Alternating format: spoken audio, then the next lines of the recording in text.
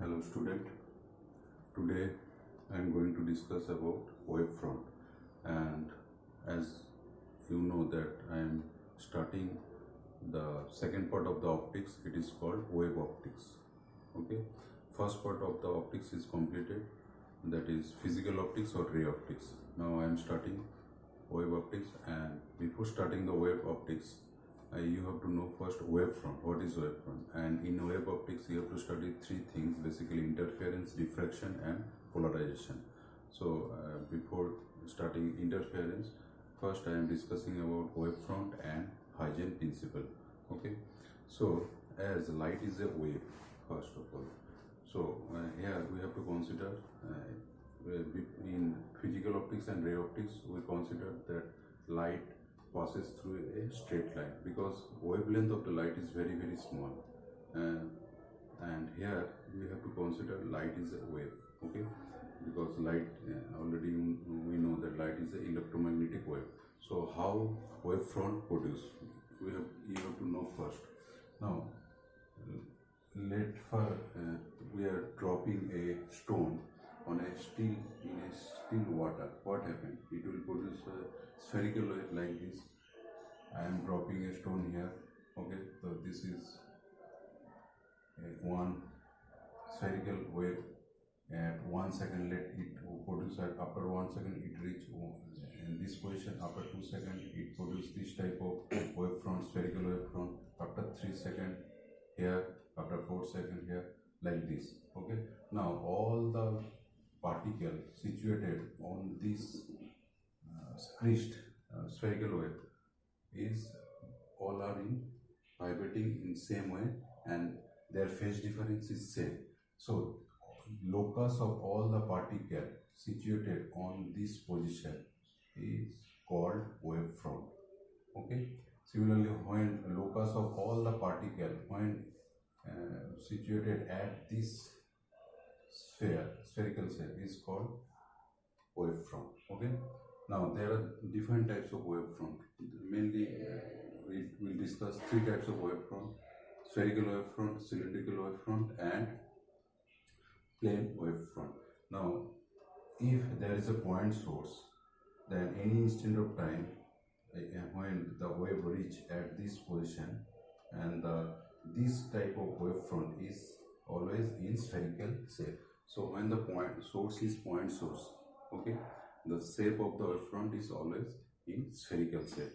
When source is like a linear source, I told you, like if the source is in the shape of tube light is one type of linear shape, then the shape of the wavefront in any instant of time is always in cylindrical shape and plane shape.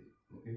Now thus I discuss that when the source is at large distant away from the observer, then the shape of the,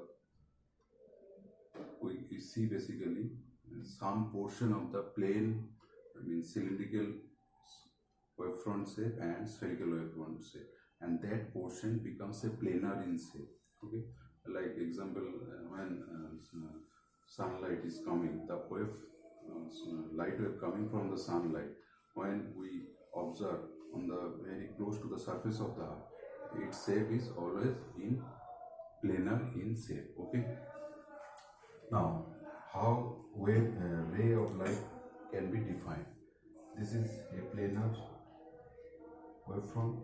The ray, this line is perpendicular to this planar wavefront.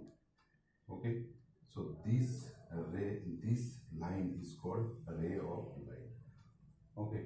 Now there when the light is diverging,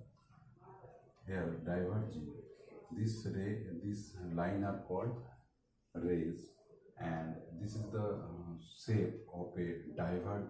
When the source is point source and light is diverging, then the shape of the diverging source is spherical waveform. Okay. Similarly, for converging light source means converging when the light rays are converging, the shape of the wavefront at that time is also spherical shape. Okay. Now, as we already discussed that when the source is point source, then the any instant of time shape of the wavefront always in spherical in shape. Let any instant of time when the wave reach at this point, this shape of this wavefront is spherical. When after a certain time it reach at up to this distance, the shape will remain the same. Okay, like this. Okay, because it is changing its position very uh, instantly, because we know that the speed of light is 3 into 10 to the power 8 meter per second. Okay, now next is Huygens principle. Okay, so what is Huygens principle? There are two principles according to Huygens. Okay, now this is the point source. Suppose that any instant of time, we already discussed the shape of the wavefront is spherical shape. Now when it reach at this position, okay, and any instant of time, then the point lying on the, this is also called primary wavefront. Okay, now each point on the primary wavefront act as a point source like this. I have taken 3 points, 1, 2, 3, 4. So this is first point, this is second point, this is third point, this is fourth point. All these points lying on this primary wavefront, and all of these points act as a point source, and the disturbance of the disturbance or you can say the shape of the wavefront from this point source is like the shape of the original source. It means it is a spherical in shape.